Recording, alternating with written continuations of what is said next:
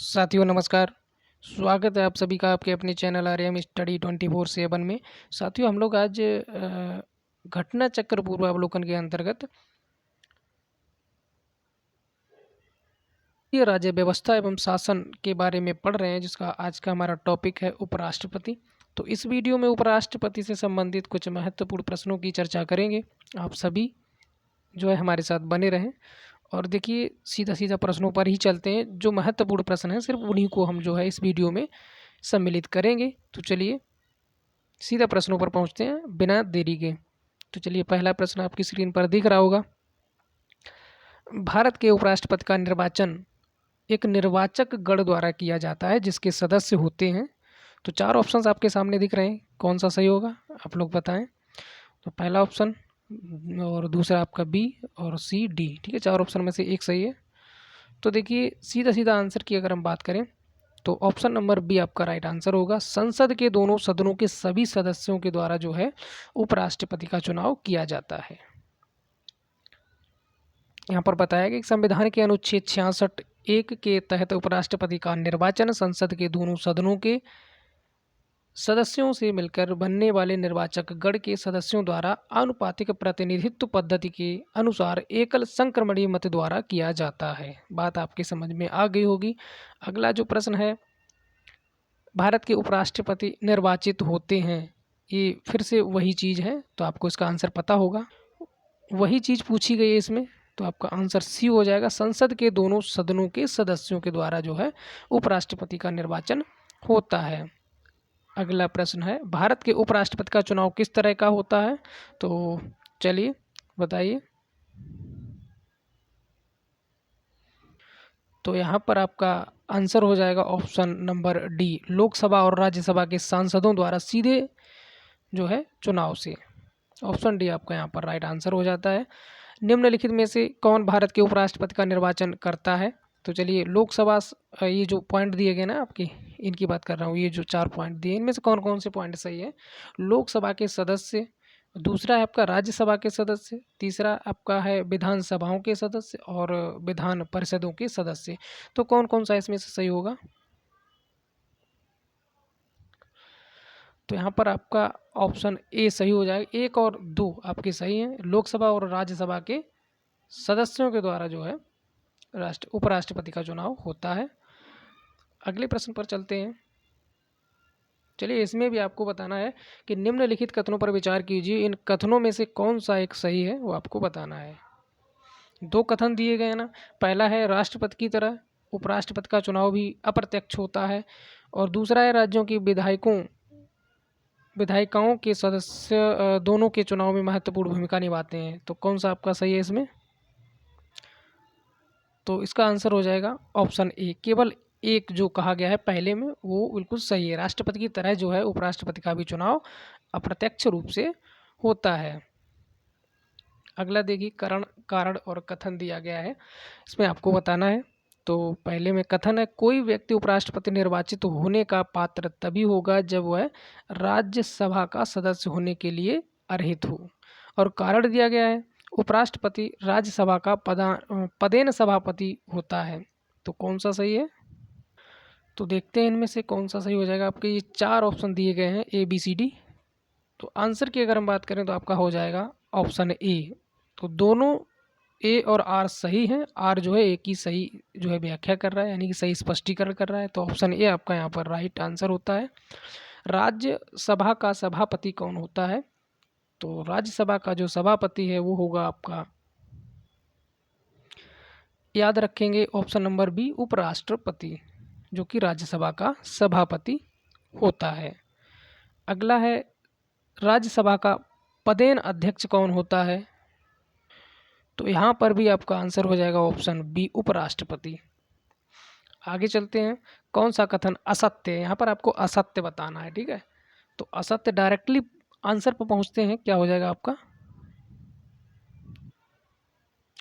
तो यहाँ पर ऑप्शन सी आपका जो है राइट हो जाएगा, यही असत्य है। इसमें लिखा है कि उप का चुनाव भारत का राष्ट्रपति करता है, ये यहाँ पर बात गलत कही गई है। बाकी की ये सारी बातें सही हैं, ठीक है, ये गलत हो जाएगी।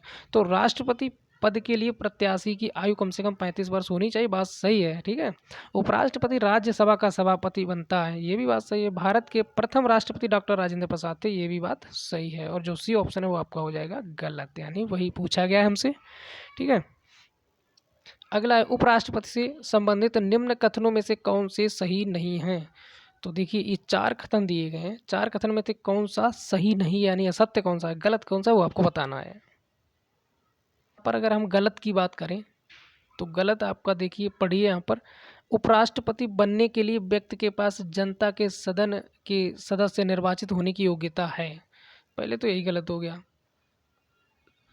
दूसरे में कहा है किसी राज्य की विधायिका का सदस्य इस पद के लिए उम्मीदवार हो सकता है, बात सही है। उपराष्ट्रपति के पद के का कार्यकाल उतना ही होता है जितना राष्ट्रपति का होता है, बात ये भी सही है, 5 साल के लिए होते हैं। और चौथे में कहा गया है कि उसको एक औपचारिक महाभियोग द्वारा पद से हटाया जा सकता है, ये हो जाता है गलत। तो 1 और 4 आपका हो जाएंगे गलत। ठीक है, गलत ही हमसे पूछे तो ऑप्शन सी यहाँ पर राइट हो जाएगा। ठीक है, आगे चलते हैं। इसमें भी देखिए भारत का उपराष्ट्रपति, तो चलिए इसके बारे में देखिए क्या क्या है, कौन सा कूट सही है वो आपको बताना है। तो चारों को पढ़ लीजिए, समझ में आ जाएगा कौन सा सही है ना। भारत का द्वितीय उच्चतम प्रतिष्ठित पदधारी है, बात सही है। ये उपराष्ट्रपति के बारे में जो है कहा गया है, तो बात पहली तो सही हो गई। दूसरे में कहा गया है कि उपराष्ट्रपति के पास पद से संबद्ध कोई औपचारिक कार्य नहीं है, बात ये भी सही है। आगे कहा गया है कि राष्ट्रपति की अनुपस्थिति में उसके कार्यों का निर्वहन करता है, बात सही है। जब राष्ट्रपति नहीं होते हैं तो उपराष्ट्रपति को उनके कार्यों का निर्वहन करना पड़ता है। और चौथे में कहा राष्ट्रपति की पद त्याग अपद स्थयीकरण, ठीक है, अपद स्थयीकरण अथवा मृत्यु के चलते राष्ट्रपति के रूप में कार्य करता है, ये भी बात सही है। इसका मतलब है चारों बातें सही कही हैं, और चारों किस में हैं, ऑप्शन डी में। ठीक है, चारों बातें हो गई सही। आगे देखते हैं, उपराष्ट्रपति को उसके पद से निम्न में से किसके प्रस्ताव के द्वारा हटाया जा सकता है। तो इसका आपका आंसर हो जाएगा ऑप्शन ए, राज्य परिषद के द्वारा जो है के प्रस्ताव के द्वारा इसे हटाया जा सकता है। किसको, उपराष्ट्रपति को। अगला है भारत के उपराष्ट्रपति को पदच्युत करने संबंधी प्रस्ताव प्रस्तावित किया जा सकता है। तो ये आपका हो जाएगा केवल राज्यसभा के द्वारा, जैसा कि अभी ऊपर वाले प्रश्न में हमने पढ़ा। ऑप्शन डी आपका राइट आंसर होगा। आगे चलते हैं अगले प्रश्न की ओर। तो चलिए इस प्रश्न में क्या कहा गया है, निम्न में से किस एक की अध्यक्षता ऐसे के द्वारा की होती है जो उसका सदस्य नहीं होता है। तो इसका आंसर आपका ऑप्शन सी, राज्यसभा हो जाएगा। आगे चलते हैं, नीचे 4 युग्म दिए गए हैं, जिनमें से वह सही युग्म बताइए जिसके दोनों महानुभाव उपराष्ट्रपति बनने से पूर्व राजदूत अथवा उच्चायुक्त के पद पर रहे। तो यहाँ पर इसका आंसर हो जाएगा option B, doctor Sarvepalli Radhakrishnan और बीबी गिरी। ठीक है, आगे चलते हैं। चलिए, निम्नलिखित में से किस किस ने भारत के उपराष्ट्रपति का पद संभाला है। तो चलिए, बहुत महत्वपूर्ण प्रश्न है, यूपीपीएससी आरओ के लिए तो बहुत ही मोस्ट इम्पोर्टेंट हो जाता है, और 4 प्रश्न बनते हैं यूपी पुलिस के लिए इसमें से। ठीक है, तो समझ जाइए यहाँ पर और इसका आंसर देने का प्रयास कीजिए। तो यहाँ पर अगर हम बात करें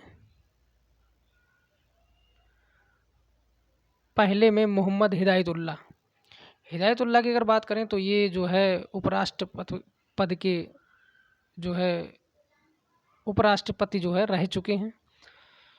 और आपके हो जाते हैं फ़खरुद्दीन अली, ये नहीं थे। नीलम संजीव रेड्डी भी नहीं थे। चौथे ये भी आपके हो जाएंगे शंकर दयाल शर्मा। 1, 4 किस में है, आपका ऑप्शन नंबर बी में है, तो बी आपका यहाँ राइट हो जाएगा। आगे, निम्नलिखित कौन सही नहीं है, तो इनमें से जो सही नहीं है वो बताना है। तो पढ़िए, देखिए, संविधान संशोधन विधेयक संसद के दोनों सदनों द्वारा अलग अलग विशेष बहुमत से पारित होना चाहिए। ये बात तो सही है। और इसमें सर्वोच्च न्यायालय में संविधान संबंधी मामलों की सुनवाई कम से कम 5 न्यायाधीशों द्वारा की जाती है। ये भी बात सही है। तो ध्यान रखना इन चीज़ों का। सर्वोच्च न्यायालय में संविधान संबंधी जो भी मामले आते हैं उनकी कम से कम 5 न्यायाधीश जो है सुनवाई करते हैं।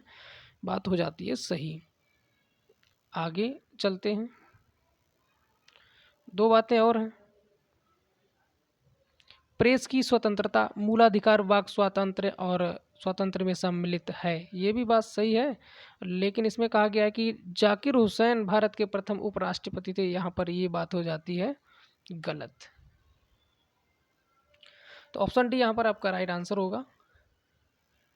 देखिए बताया गया है कि भारत के प्रथम उपराष्ट्रपति डॉक्टर जाकिर हुसैन नहीं बल्कि डॉक्टर सर्वपल्ली राधाकृष्णन थी। ठीक है, जो वर्ष 1952 से 1962 तक इस पद पर रहे। डॉक्टर जाकिर हुसैन भारत के द्वितीय उपराष्ट्रपति थे। ठीक है, दूसरे उपराष्ट्रपति थे जो 13 मई 1962 से लेकर 12 मई 1967 तक इस पद पर रहे।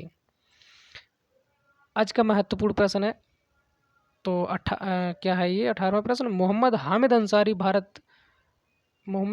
अंसारी का भारत के उपराष्ट्रपति के रूप में क्रमांक क्या है, यानी ये चौथे उपराष्ट्रपति थे मोहम्मद हामिद अंसारी। आंसर हो जाएगा आपका ऑप्शन सी, ये 12वें जो है उपराष्ट्रपति के रूप में रहे हैं मोहम्मद हामिद अंसारी। और इसी के साथ अपना उपराष्ट्रपति से संबंधित जो प्रश्न थे, जो टॉपिक था, होता है समाप्त। कल फिर मिलेंगे अगले टॉपिक के साथ। ठीक है, तब तक के लिए नमस्कार। जय हिंद, जय भारत।